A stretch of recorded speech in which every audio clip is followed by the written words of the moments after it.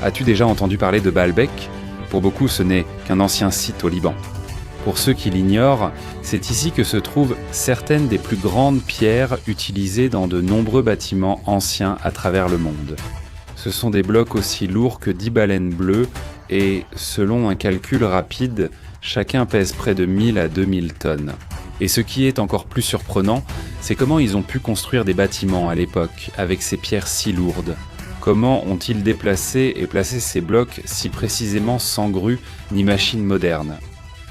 Aussi fou que cela puisse paraître, le mystère a déjà été déchiffré. Et la grande question est, par qui? Qui est vraiment la personne qui a découvert le secret de Baalbek?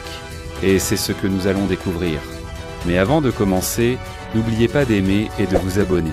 Cela aide énormément notre chaîne et tous les créateurs de contenu comme nous. Merci beaucoup et maintenant, commençons. Percer le mystère de Baalbek. Parmi les lieux que les historiens et chercheurs citent pour appuyer l'existence d'une ancienne civilisation avancée disparue, Baalbek au Liban est souvent mentionné. Imagine, il y a un bloc de pierre là-bas qui pèserait environ 1500 tonnes. Pour que tu puisses mieux imaginer, ce bloc est encore plus lourd que 10 baleines bleues empilées les unes sur les autres. Et ce n'est pas tout. Dans le temple même de Baalbek, on peut voir 3 énormes blocs de calcaire connus sous le nom de trilithons. Chacun pèse environ 900 tonnes. Pour mieux comprendre, même les grues les plus puissantes de notre époque moderne ne peuvent soulever qu'environ 20% du poids de ces blocs. Mais comment, il y a des milliers d'années, les anciens ont-ils non seulement déplacé ces énormes blocs de pierre, mais aussi réussi à les soulever à 7 mètres de hauteur et à les placer avec une telle précision? Aussi précis que s'ils avaient à le mesurer au laser. Comparé à l'ingénierie moderne, la plus grosse pierre soulevée aujourd'hui à l'aide de machines ne pèse que 340 tonnes. À Baalbek, les pierres sont presque 4 à 5 fois plus lourdes, et leur placement a une précision au niveau du millimètre. Cela signifie qu'il n'y a pratiquement aucun espace, même pas pour une particule de poussière, entre les pierres. Même si nous utilisions les équipements utilisés dans les projets de la National Aeronautics and Space Administration, comme la grue du Vehicle Assembly Building utilisée pour les fusées, elle ne pourrait toujours pas soulever les blocs de Baalbek. Essaie d'imaginer à quel point il serait difficile de déplacer la Statue de la Liberté. Ensuite, imagine qu'il faudrait en soulever et installer 5 comme celle-ci en même temps. C'est à quel point l'ingénierie derrière cela est impressionnante. Mais voici le véritable mystère. Les Romains, connus pour leur fierté en matière de construction et d'architecture, n'ont laissé aucun document ni lettre mentionnant ces pierres.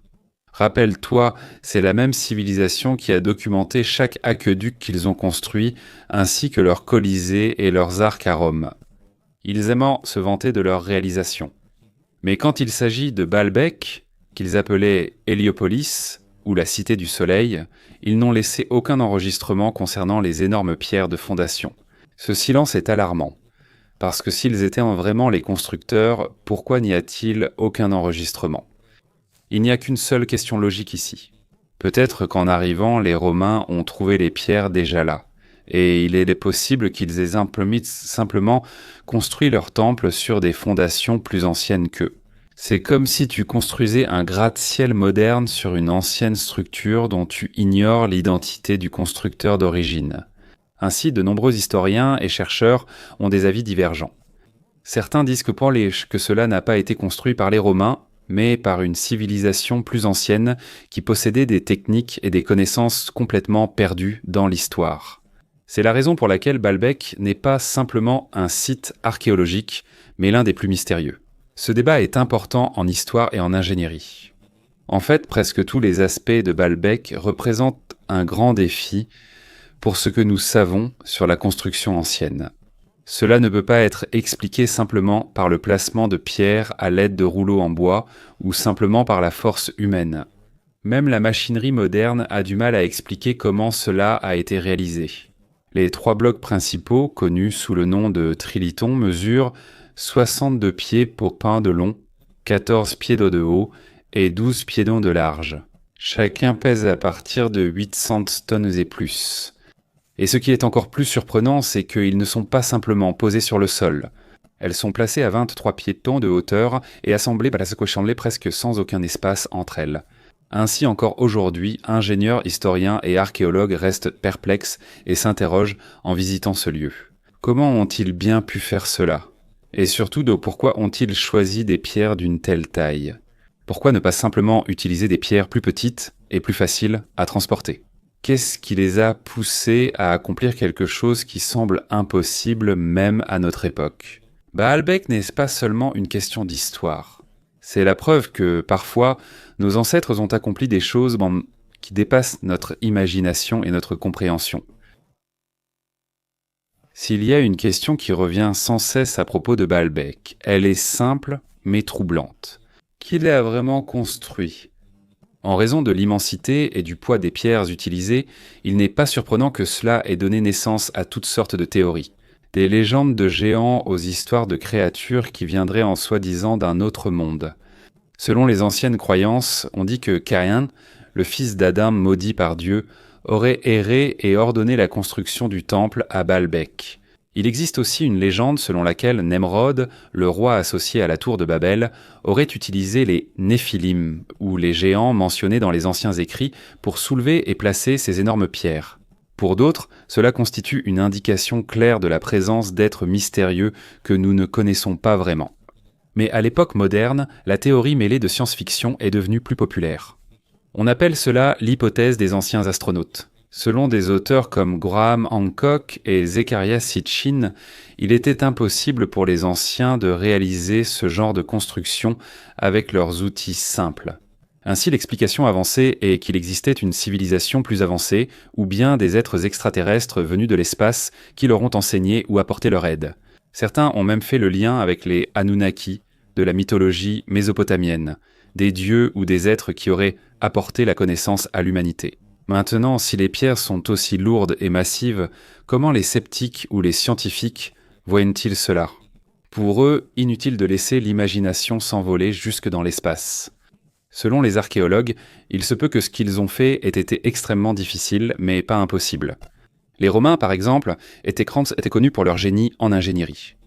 Ils disposaient de grues, de systèmes de poulies, de grands cabestans et de roues en bois, ce qui leur permettait de soulever de lourdes pierres, même si elles n'étaient pas aussi lourdes que celles de Baalbek. Si tu regardes de près les pierres là-bas, tu verras des traces de pics et de ciseaux, preuve que ce sont des mains humaines qui les ont façonnées. Il y a aussi eu des expériences menées par ceux qu'on appelle des archéologues expérimentaux. Ils ont utilisé des techniques traditionnelles et ont démontré qu'il est possible de déplacer de grosses pierres grâce à la bonne coordination et à la force physique organisée de nombreuses personnes. Mais même ainsi, il y a encore des limites. La grue la plus puissante des Romains ne pouvait soulever que 6 tonnes, alors que la plus grande pierre de Baalbek pèse plus de 800 tonnes. C'est là que commence le problème. L'écart avec les capacités technologiques des Romains est beaucoup trop grand. C'est pourquoi il reste de la place pour des théories extraordinaires. Si l'explication scientifique semble insuffisante, il est plus facile pour les gens d'adhérer à des explications teintées de mystère. Comme l'a dit le philosophe Daniel Dennett, lorsque l'imagination des gens est limitée quant à ce que les autres peuvent accomplir, ils ont plus tendance à se tourner vers des explications surnaturelles. C'est là que Baalbek se trouve. Entre l'histoire documentée et les légendes indélébiles, il n'existe aucun registre détaillé de l'Antiquité indiquant qui a ordonné ou comment la construction a été organisée. Ce silence a laissé place à toutes sortes de spéculations. Pour certains, cela prouve l'existence d'une civilisation disparue, plus avancée que la nôtre. Pour d'autres, c'est une preuve évidente d'un contact avec des êtres venus d'ailleurs. Mais pour les scientifiques, c'est un monument à l'ingéniosité et à l'intelligence des anciens. Un exploit remarquable qui reste difficile à comprendre même aujourd'hui. Et c'est peut-être là le véritable mystère de Baalbek. Il ne s'agit pas seulement de pierres difficiles à soulever. C'est un rappel de l'ampleur de la question et de la façon dont un lieu peut à la fois inspirer la science et alimenter les légendes. Enquête et découverte moderne. On parle de Baalbek depuis longtemps à cause de ces énormes pierres. Mais avec les fouilles et études modernes, le mystère s'est encore approfondi.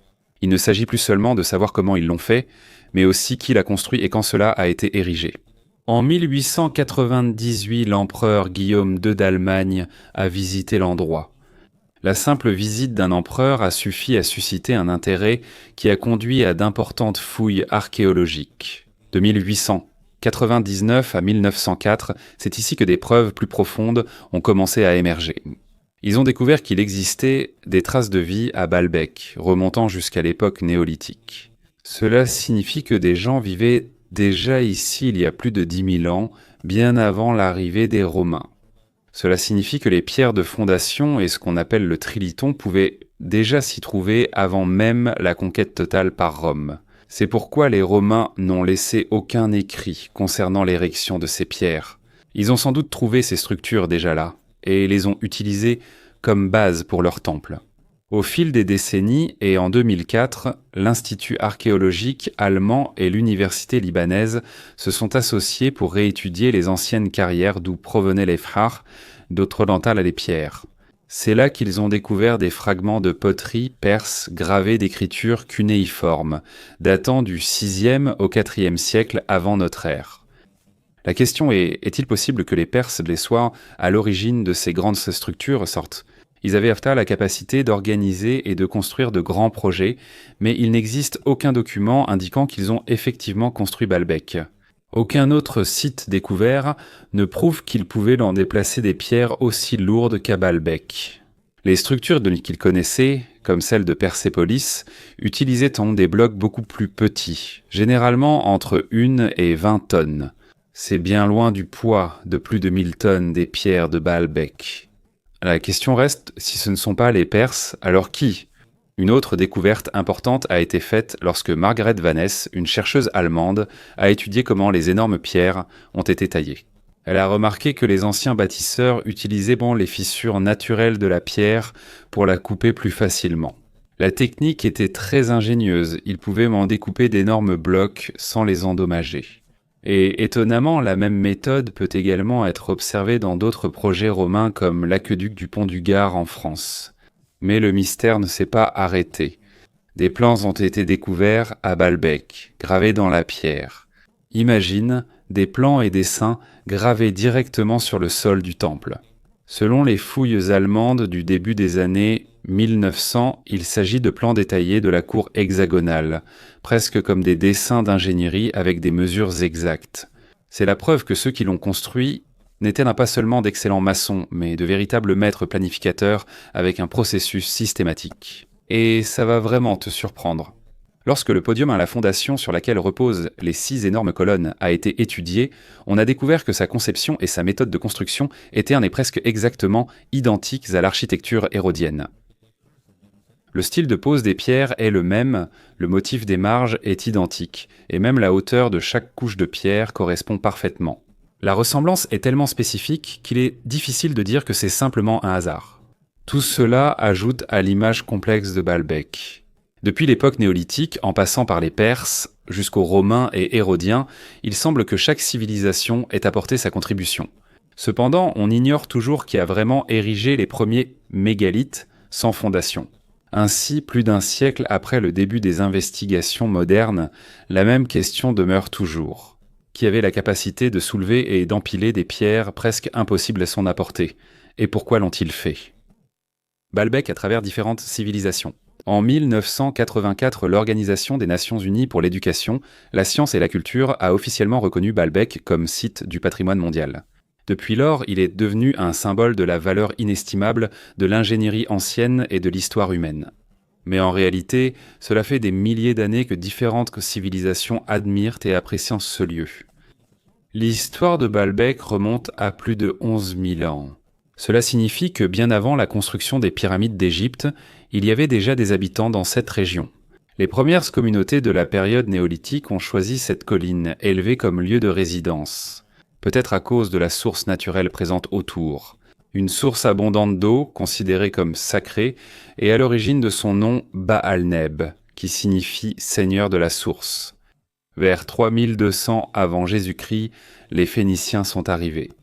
Sous leur règne, le lieu est devenu un sanctuaire.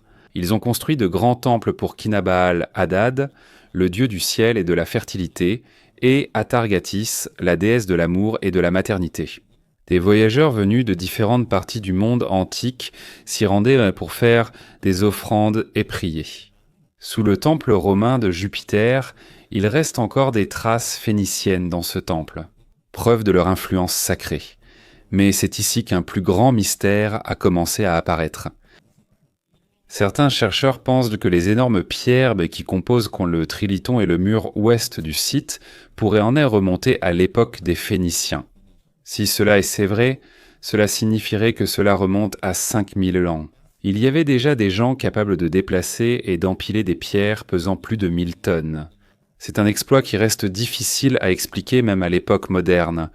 En 334 avant Jésus-Christ, Alexandre le Grand est arrivé et a intégré Baalbek à son empire. Il a renommé la ville Héliopolie ou Cité du Soleil et a donné un nouveau sens à cet endroit en le transformant en centre de pouvoir et de religion. Mais le changement le plus spectaculaire est arrivé avec les Romains.